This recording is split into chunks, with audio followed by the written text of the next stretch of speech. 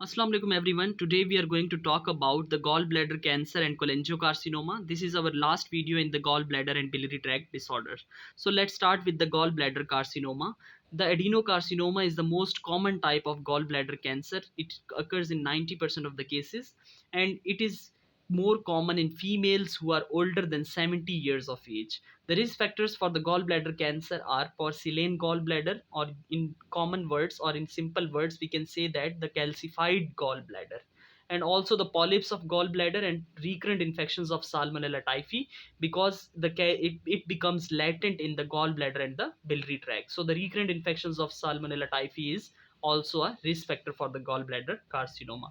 Now come to its clinical features. Patient may present with the cholestasis, that is lack of bile flow, or the obstructive jaundice, and has weight loss, and also has a palpable gallbladder non-tender in the right upper quadrant pain on the palpation.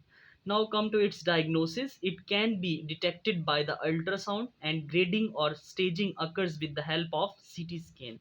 In the liver function test, there is an obstructive pattern or the cholestatic pattern, that is increased level of alkaline phosphatase, increased level of gamma GT, as well as increased level of conjugated bilirubin. And the X-ray shows the porcelain gallbladder or calcified gallbladder. It has very bad prognosis, and death usually occurs within 1 year after the developing the symptoms of the gallbladder cancer.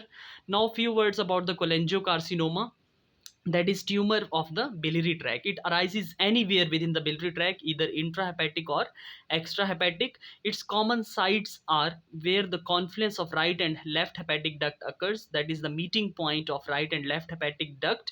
This tumor is most common in 50 to 60% of the cases, and it is called Klatskin tumor.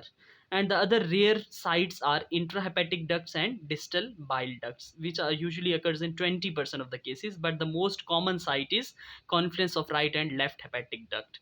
Now come to its risk factors. The important risk factor is primary sclerosing cholangitis. It has 20 to 30%, patients are at the 20 to 30% of the risk of developing the cholangiocarcinoma. And also some risk factors are choledochal cyst and Opisthochus sinensis, that is liver fluke infection in the biliary tract. Now come to its clinical feature. The patient presents with this almost same clinical features as that of the gallbladder cancer, that is obstructive jaundice, non-tender palpable gallbladder, which is called Courvoisier sign on palpation, and patient may has hepatomegaly and weight loss. Also the prognosis of this tumor is very poor.